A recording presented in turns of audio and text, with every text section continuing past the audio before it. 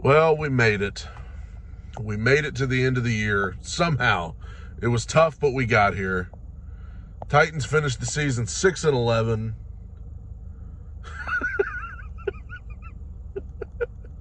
Jacksonville. The Jags. Seriously.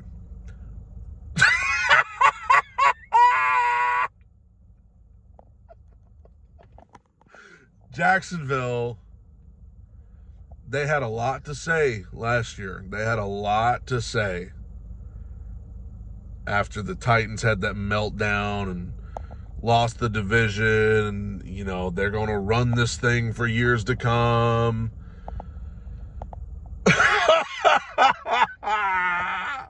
Y'all going home. Y'all going to Cancun. That's funny.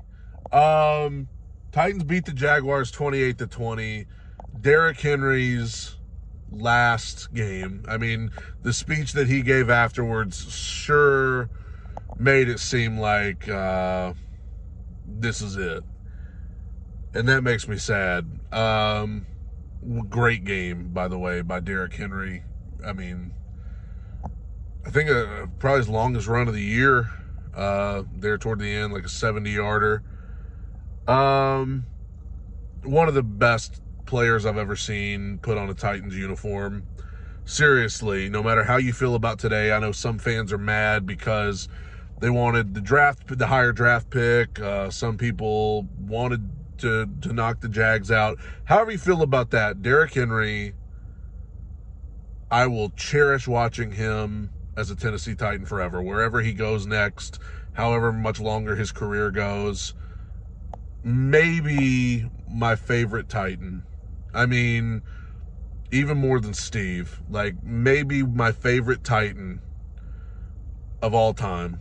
Just a monster. Just a monster.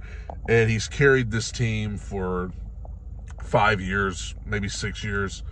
And God bless him. I mean, gosh.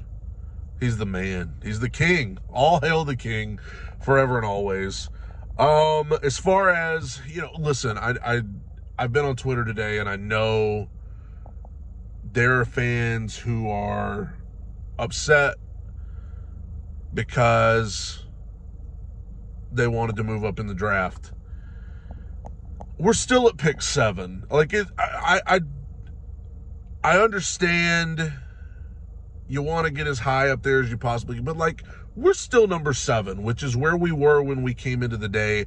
And if the Chargers and Giants both lose, then we wouldn't have moved up anyway, And so I don't know. I don't think it's the end of the world that we're at number 7.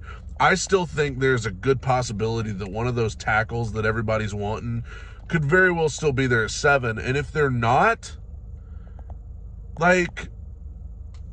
you going to tell me you're going to be upset if we take Malik Neighbors, wide receiver out of LSU?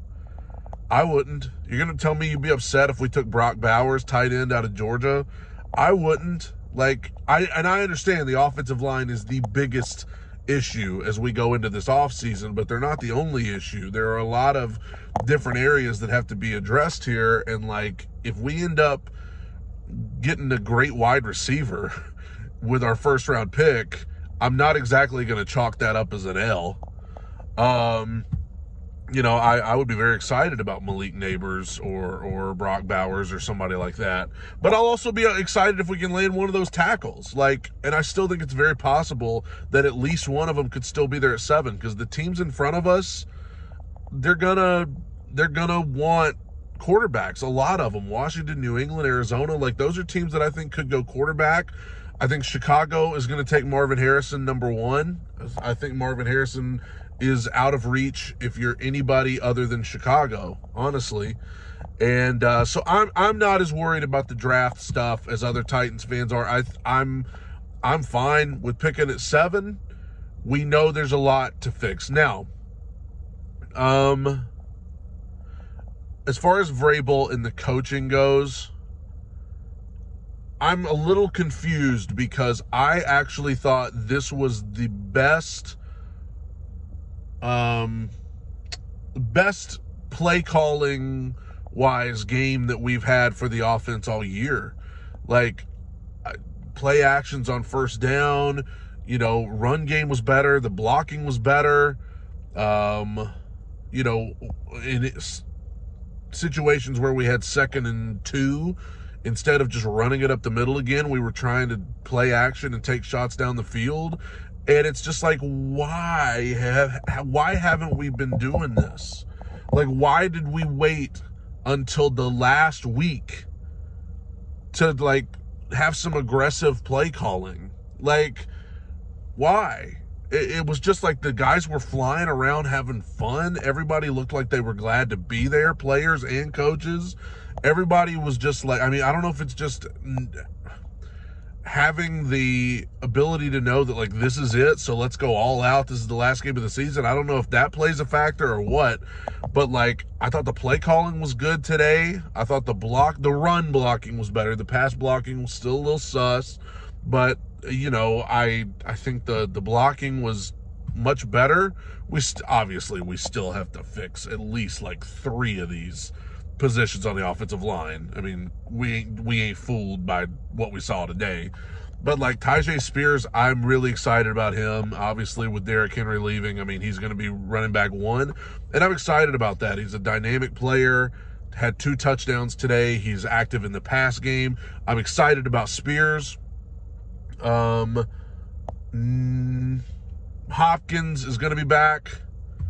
So obviously, and he met some incentives today, had a touchdown, had a couple of one-handed grabs that were sick. And so, I'm planning on him being back next year, and I'm excited for that. I hate that the season's over, even as miserable as it was, because, like, so much of my life is wrapped up in the football season when it's here, and now it's over. But at least it ends on a good note. Our draft position really wasn't hurt any by this, and we knocked the Jags out of the playoffs. Got a little payback for last year, and that always feels good too. Send the King off with a win. I love it. Defensively, once again, like Vrabel, one thing I will say he's good at, he is so good at coaching the underdogs. He's good at taking the guys that are, like, everybody thinks they're going to get killed, and hyping them up and getting them to go out there and just shock everybody and fly around and just give it all they got and make some stuff happen. He's really good at that. But the problem is, I want to get enough talent in here to where we're not the underdogs anymore. I want to be the team that everybody's picking to win. I want to be the team that everybody, is looking at as like one of the standard bearers. I don't want to just be the underdog all the time, A lot of rumors about Vrabel, by the way. My personal opinion, and it's been this way all week, I think he's going to stay. That's just my I would be shocked. I would be shocked if anybody else was the coach in September when the Titans kick off. And I can't believe the season's over, man. It flies by every single year, but that's the end of the season. Houston, you're welcome. Houston takes the AFC South, which, what a job they've done in Houston. 1 year rebuild. That shows you right there it's possible. Nobody would have thought Houston was winning this division coming into this year. So Houston takes the division. Congrats, Pittsburgh and Buffalo. Y'all get into the playoffs thanks to the Tennessee Titans. And hopefully next year we can get ourselves in the playoffs instead of getting all these other teams in the playoffs. It's been I was about to say it's been a fun year, but in so many ways it hasn't. Thanks to all you that have watched my car rants after Titans games. Go check out my podcast, Two Tone Talk Podcast, link in the video description below. And in the pinned comment, we'll be doing an episode tomorrow. We do episodes every Monday and Friday. God bless you. Tighten up. Jacksonville. Bye, everybody.